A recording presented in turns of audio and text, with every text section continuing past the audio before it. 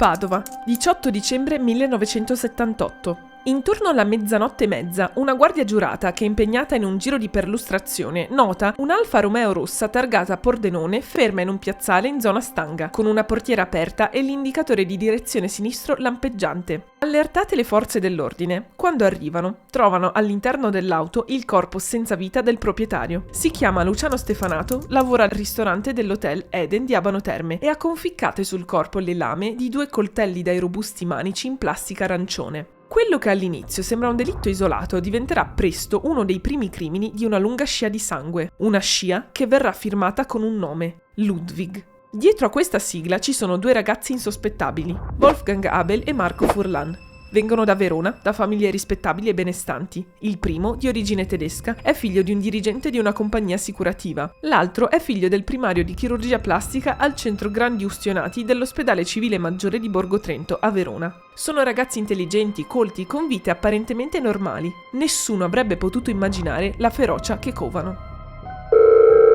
Per comprendere pienamente chi era Ludwig va anche capito cosa c'era dietro, cioè questi membri di questa organizzazione erano senz'altro affascinati dalla filosofia, chiamiamola così, nazista, dall'esoterismo, sicuramente da idee legate all'eliminazione di tutti coloro che erano considerati degli emarginati, delle persone non degne di vivere, delle persone che sporcano la perfezione del mondo. Ci sono stati anche dei religiosi, ma nel caso per esempio dei 2 frati di Montebello, molto probabilmente si è voluto colpire una certa idea di progressismo e di carità della Chiesa nei confronti appunto di persone per esempio bisognose.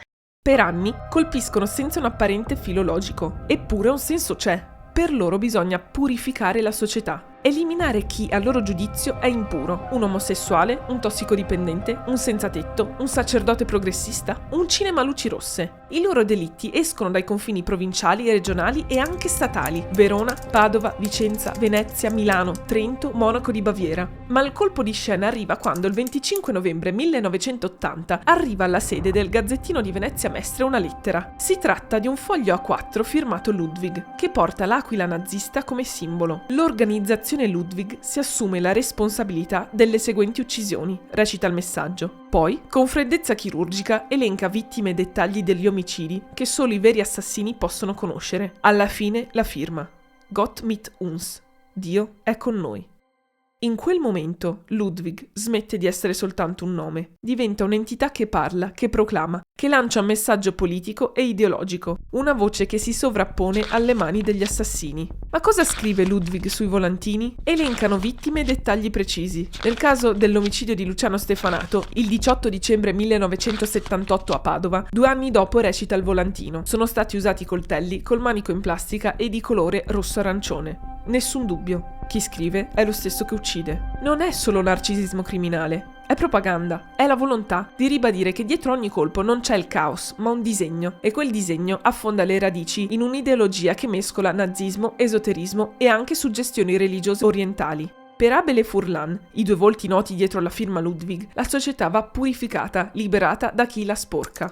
Ma il 4 marzo del 1984 qualcosa si incrina. Si festeggia la notte di carnevale in una discoteca a Castiglione delle Stiviere, in provincia di Mantova. Secondo la deposizione che farà 5 mesi dopo Furlan, lui e il complice Abel comprano 2 biglietti e entrano nella discoteca senza che nessuno faccia caso alle borse contenenti taniche di benzina che stanno introducendo nel locale. Non sarà mai chiaro se il piano è frutto di un sopralluogo o se un'improvvisazione della serata. Ciò che sappiamo però è che semi nascosti in 2 posizioni diverse della discoteca, Abel e Furlan cominciano a versare benzina sulla moquette e accendono un fiammifero, ma i 2 non hanno tenuto conto del fatto che i locali pubblici italiani hanno dovuto dotarsi di rivestimenti ignifughi a seguito dei provvedimenti promulgati dopo il rogo del cinema statuto avvenuto a Torino. La moquette della discoteca è quindi resistente alla fiamma e rallenta la propagazione del fuoco, consentendo a un addetto alla sicurezza di estinguerlo. Una volta scoperti, i 2 assassini tentano di aggredire il buttafuori per fuggire, ma vengono bloccati, accerchiati dalla folla e infine arrestati dalla polizia. Per la prima volta Ludwig ha un volto, anzi 2. quando cominciarono a perquisire le case dei due, ad un certo punto trovarono dei quadernoni dai quali, ad un primo esame fatto da un grafologo, riscontrarono delle tracce che riportavano ad un paio di volantini. Poi queste furono confermate da un esame specifico.